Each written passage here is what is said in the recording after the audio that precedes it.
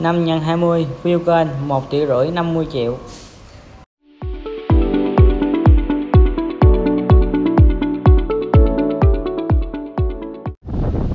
Ok, xin chào tất cả mọi người và khách hàng đang xem kênh YouTube của Trường Nhân Land.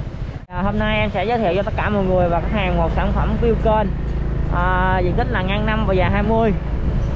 Lô đất này rất là đẹp nha anh chị khách hàng. Hiện nay là xe em đang di chuyển ở là trục chính TC1 nè anh chị ha. Thì hiện nay những lô đất mà ngang 5 và dài 22 ở cái con đường trục chính TC1 này thì giá dao động thì tầm khoảng là 20 mấy triệu mét nha anh chị ha.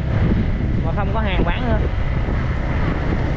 Mặt độ xây dựng rất là ok nha anh chị ha.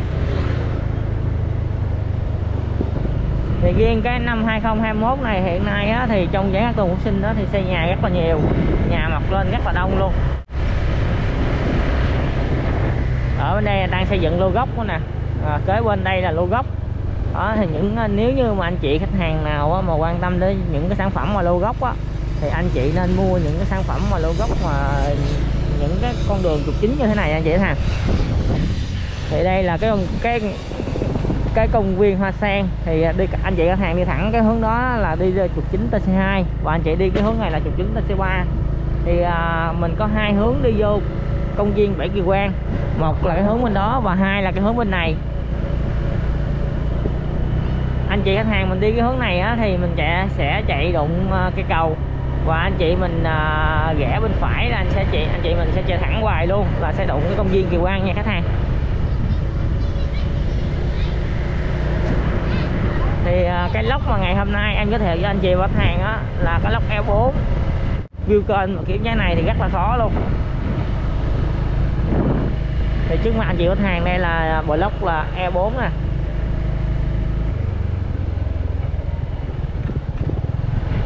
Rồi em đã tới vị trí đất rồi. Bây giờ em sẽ xuống xe và em sẽ quay thực tế của vị trí đất cho anh chị và khách hàng của mình xem.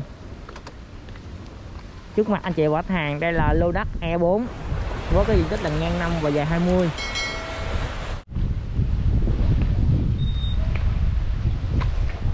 Thì trước hết cái lợi thế của đất của mình là cái lời anh chị thấy. Thì cái lời này là tới 4 mét lần, lời 4 mét.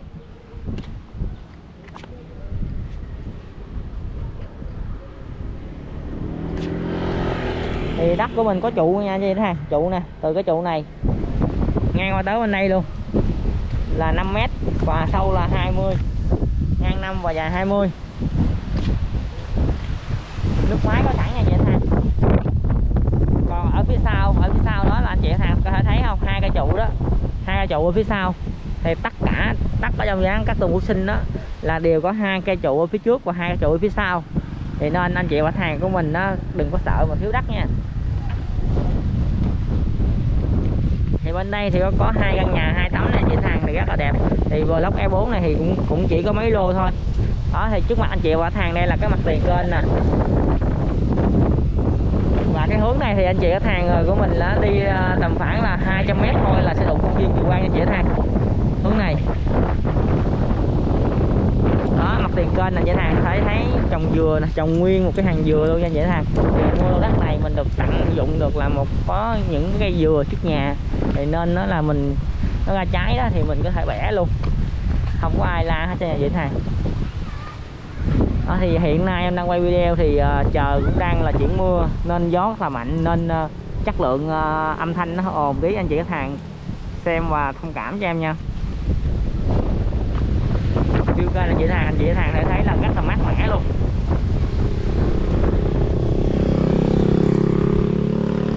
Rồi thì cuối video anh chị khách hàng nào quan tâm đến sản phẩm ngày hôm nay thì có thể liên hệ sớm cho em. Thì đặc biệt đó là những cái lô đất mà giá rẻ thì bán tương đối là nhanh nha anh chị khách hàng. Thì nên anh chị khách hàng nào mà thích vị trí rồi á thì tranh thủ nhắc máy lên và alo cho em, còn thương lượng cho anh chị khách hàng của mình nha. Thì giá này là chưa chủ báo em là còn thương lượng. Đó, thì những cái lô đất nào mà không thương lượng thì em sẽ báo lên video cho anh chị khách hàng của mình xem và nắm. Anh chị khách hàng nhớ đăng ký kênh và bật cái chuông thông báo lên để cập nhật những sản phẩm mới nhất và tốt nhất cho Trường Nhân Land cung cấp bạn xịn. Em xin chào và hẹn tất cả mọi người vào những video tiếp theo.